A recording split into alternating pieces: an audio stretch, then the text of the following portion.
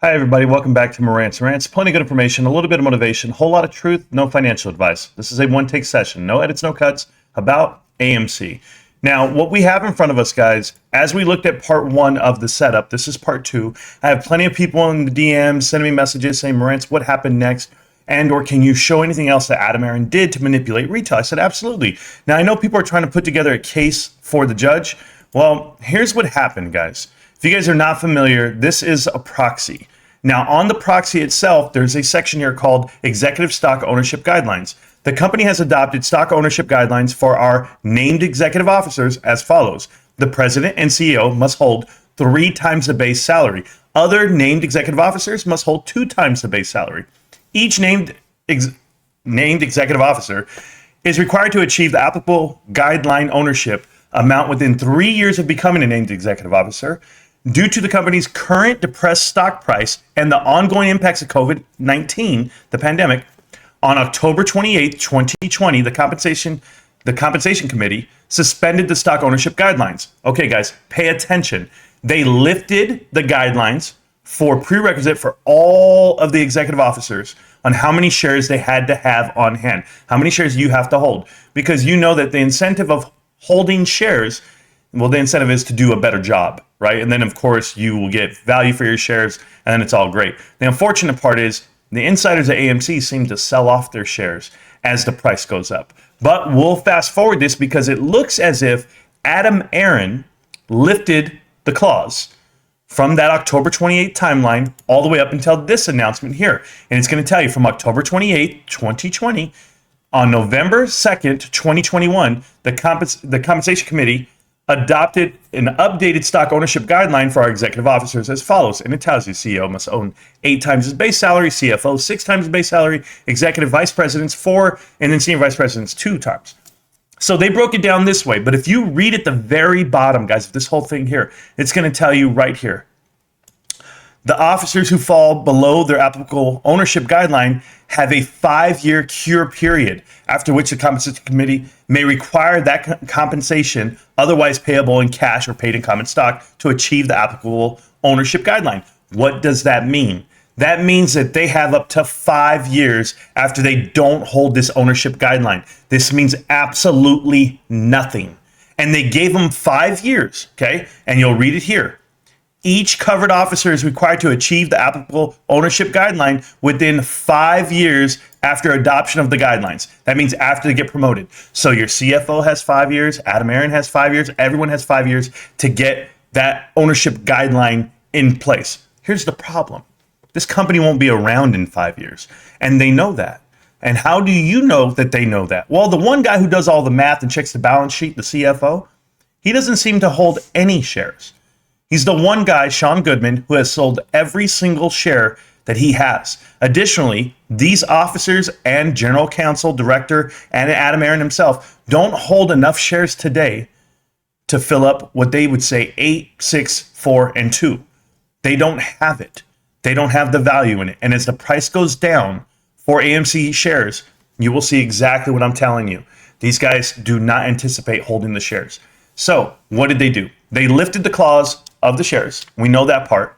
And additionally, if you guys remember, they sold off into the night, that whole time frame. They had a window of October to November of 2021. And in that window, what happened to the stock? It magically rocketed.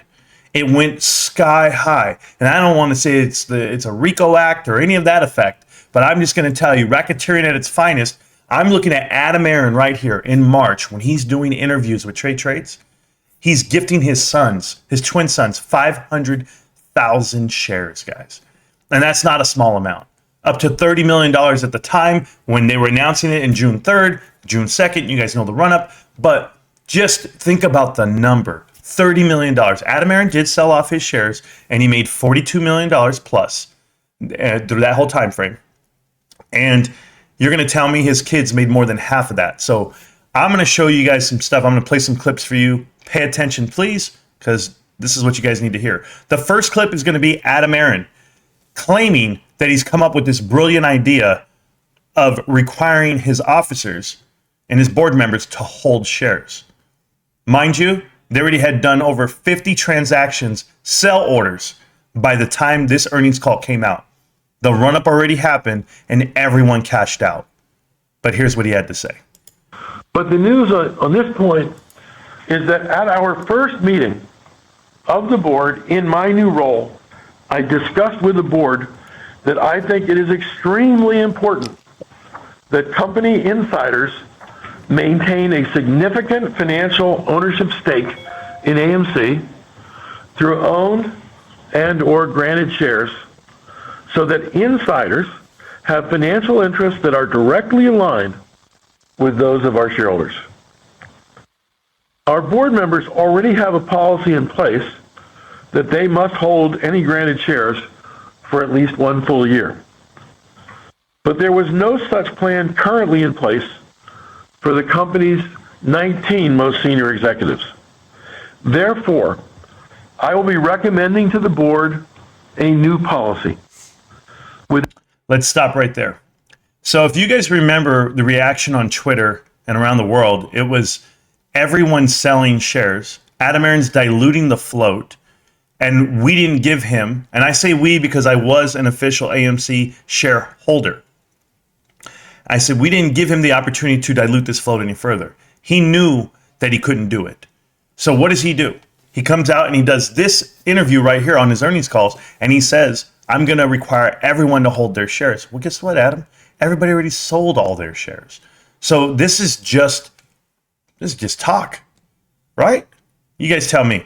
Without going through all the nuances, and it's kind of complex, but to simplify it and break it down, I will propose that I, as CEO, be required to hold a number of owned or granted shares at least equal to 8 years of my salary. In my case, 8 years of my salary would mean that I would be required to have at least a $12 million ownership stake in AMC of owned or granted AMC. He's really short on that. Really short right now. And Sean Goodman's forever short because he doesn't own any shares.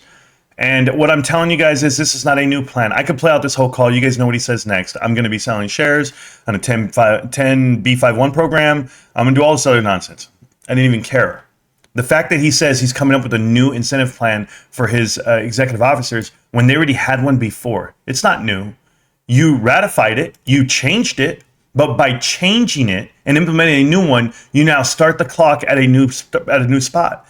5 years? Previously, it said right here they had 3 years. So it said the guidelines within 3 years after becoming a named executive officer. Now they have 5 years. Well, here's my problem, Adam. 5 years from now, Covey heavy loans hit. $3.3 billion are due. I don't think you're even going to be around in 5 years. Your 69th birthday is in September. You were estate planning 2 years ago. Have you retired yet? I can see the whole 13F under your name. You haven't sold any shares of any other company other than AMC shares off the back of retail. All of you. And I'm talking about all 19 executives that sold countless amount of dollars at every price point, guys. $60 a share, $50 a share, $40 a share, you name it. Who's holding and at what price? But I've got more manipulation on you. You guys weren't just played on just, the share count.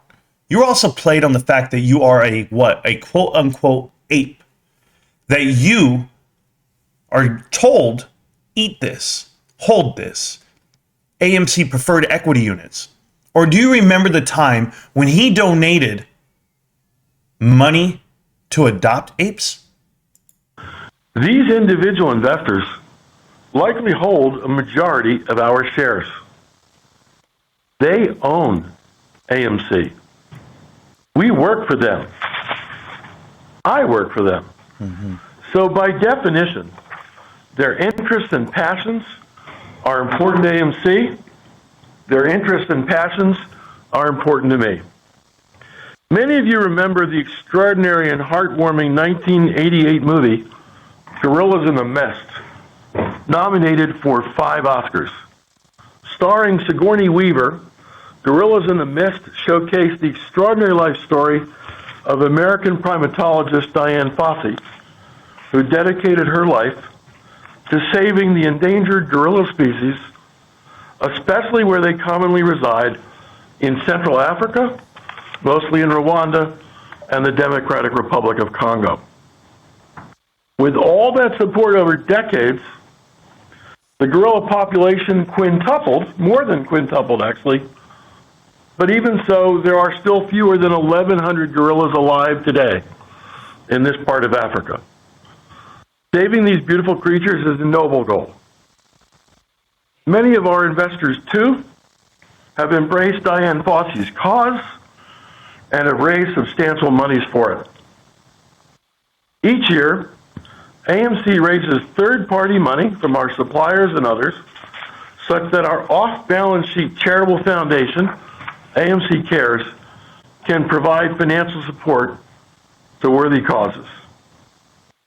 I am pleased to announce today that AMC Cares will make a $50,000 cash donation to the Diane Fossey Gorilla Fund. And that I also am pleased to announce today that out of my pocket personally, I will match that AMC Cares donation dollar for dollar. It's pretty crazy. He says AMC Cares is going to put in 50 grand, and he's going to put in 50 grand. And then at the same time, if you're listening to AMC Cares, it's not AMC's money. They raise money, getting it from vendors and suppliers and third party. It's not their money. His personal money, sure, he needs a tax write-off, and I get it. And you like to reference movies a lot, Adam Aaron. Like, you're talking about Gorillas in the Mist, like it's supposed to like have some reverence, like with us, right? But I got a movie for you. It's called Catch Me If You Can. Leonardo DiCaprio, you ever seen it? Yeah, we're going to catch you. And we are communicating with our shareholder base. Some of you may have seen a YouTube interview that I did. Try getting 4 minutes on CNBC. That's pretty hard. Well, we got 90 minutes on YouTube, and it had 250,000 views. And, you know, on YouTube, they get to grade it. They give you a thumbs up or a thumbs down. And the last time I looked, over 20,000 people took the time to rate it, this 90-minute interview, and 99.4% of them gave us a thumbs up. So it's going to change the way we communicate, and it's going to change who we communicate to. I'm going to tell you something, Adam Aaron. I've been watching you every day, all your tweets, every interview you've ever done. You haven't come back to YouTube to talk to your investors in over 2 years. Yet you claim that was going to be your platform and how you were going to actually talk to people. Instead, you do it with Twitter fingers, where no one can really react to you and have that conversation. When you went on your Get Around tour, coincidentally, you were visiting cities. You wouldn't visit the Super Bowl. You were at the Super Bowl, and you happened to go to a movie theater at that same time frame. Who'd you bill out the Super Bowl travel to? AMC investors? I can only imagine. But hey, there's a lot of platforms out here you can come talk on. Go to Meet Kevin. Maybe he's big enough for you to manipulate people to. Me, not so much. My audience isn't huge. Got a small audience. But the small audience that I do have are forever educated on what AMC is and what you are. You are private equity driven through and through. You've manipulated enough people to know that, yes, you were leading a crowd. But when you turn around and you look back at them, just know they're not walking with you. They're walking after you. I'll see you around. Peace.